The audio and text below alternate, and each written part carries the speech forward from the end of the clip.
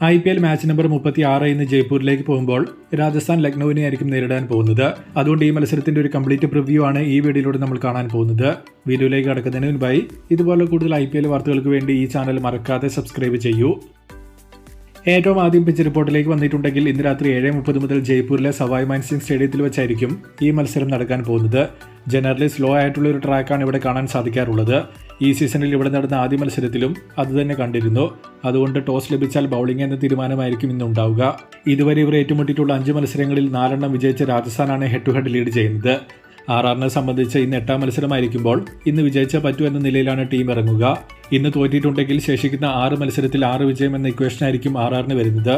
Gujarat, RCB തുടങ്ങിയ strong ടീമുകൾക്കെതിരെ കളി വരുന്നതിനാൽ 6-6 എന്ന ഇക്വേഷൻ വരുന്നത് ടീമിന് ഒട്ടും നല്ലതല്ല. LSC ജയിച്ചാൽ അവർക്ക് 4ാം സ്ഥാനത്തേക്കോ 3ാം സ്ഥാനത്തേക്കോ ഇന്നെത്താൻ പറ്റും. ഇനി ടീമുകളിലേക്ക് വന്നിട്ടുണ്ടെങ്കിൽ സഞ്ജു ഇന്ന് കളിക്കുമോ എന്ന കാര്യത്തിൽ ലാസ്റ്റ് മിനിറ്റ് ഡിസിഷൻ ആയിരിക്കും വരുന്നത്. താരത്തിന്റെ സ്കാൻ റിസൾട്ട് അനുസരിച്ചായിരിക്കും തീരുമാനം വരിക.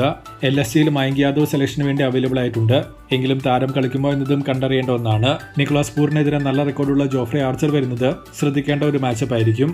LSCയിൽ മാർഷോ മാർക്കറും opening. Nicholas Pooran, Ayush Badoni, Rishabh Pant, David Miller, Abdul Samad, Shardul Thakur, Avesh Khan, Prince Yadav അല്ലെങ്കിൽ ആകാശ് ദീപ്, ദിഗ്വേഷ് റാത്തി, രവി ബിഷ്ണോയ് തുടങ്ങിയ ടീമിനാണ് ചാൻസ്.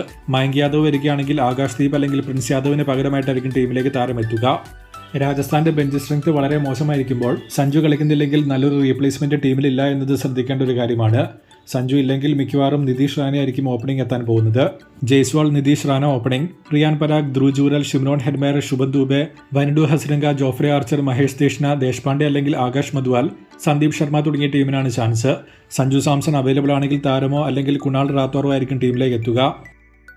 അവസാനമായി ശ്രദ്ധിക്കേണ്ട താരങ്ങൾ വിജയ സാധ്യത എന്നിവ നോക്കിയാൽ ആർച്ചർ, ജയ്സ്വാൾ, പരാഗ് എന്നിവരെ രാജസ്ഥാനിൽ നിന്നും മാർക്കർ, മാർഷ, നിക്കോളാസ് പൂറിൻ എന്നിവരെ LSCയിൽ നിന്നും ശ്രദ്ധിക്കേണ്ടതുണ്ട്. വിജയസാധ്യത LSCക്ക് തന്നെയാണ് കൂടുതൽ കാണുന്നത്.